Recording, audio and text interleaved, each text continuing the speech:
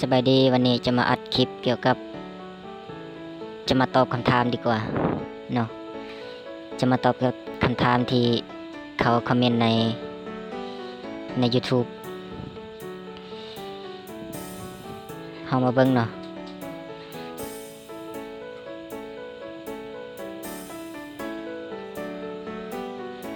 มาเบิ่ง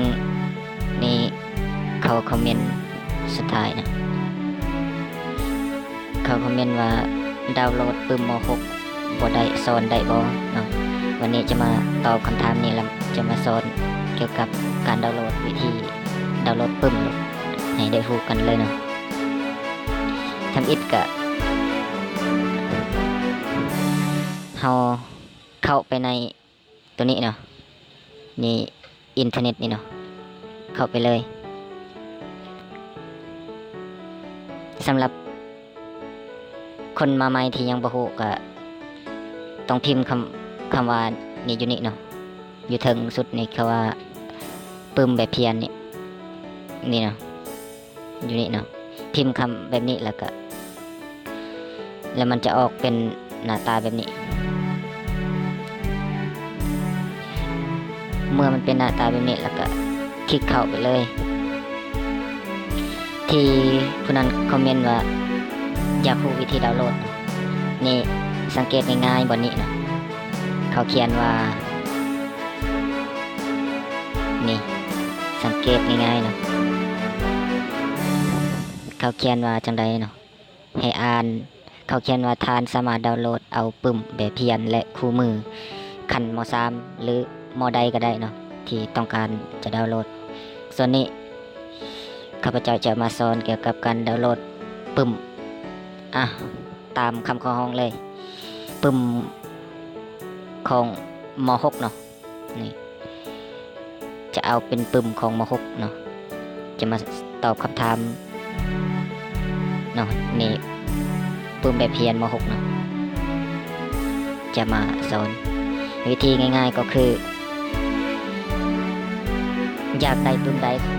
คลิกไปหาปึ้มนั้นเนาะตัวอย่างว่าข้าพเจ้าจะสอนว่าเกี่ยวกับการโหลดปึ้มตัวอย่างว่าอยากได้ปึ้มตัวนี้เนาะวิชา ICT นี่เนาะก็คลิกไปเลยแบบนี้เนาะแล้วมันจะทำการโหลดให้เ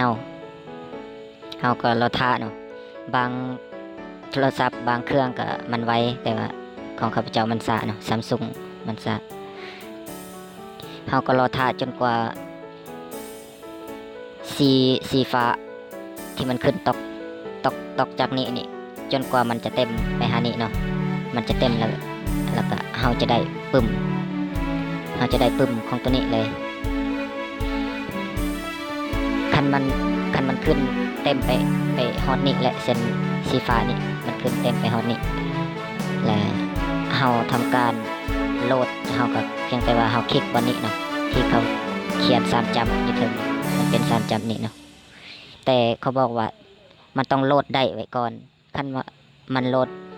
บ่ได้มันจะบ่ได้เนาะเฮาต้องโหลดได้ไว้ก่อนแล้วก็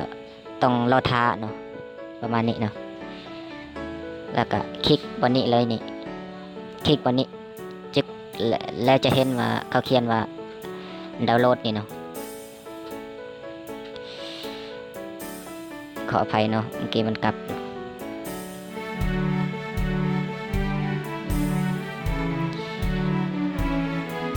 เนาะเรามาเริ่มกันเนาะและคลิกไปเลยบนที่เขาเขียน3จับนี่คลิกไปเลยเนาะคลิกไปเลยและจะเห็นเขาเขียนว่าดาวน์โหลดนี่เพียงแต่เราคลิกใส่บนที่เขาเขียนว่าดาวน์โหลดนี่แล้วมันจะทำการดาวน์โหลดเลยทุกปึ้มต้องเฮ็ดแบบนี้เนาะสำหรับคลิปนี้ก็จบเพียงเท่านี้เนาะถ้าว่ามักก็กดไลค์กดแชร์เนาะเพื่อเป็นกำลังใจ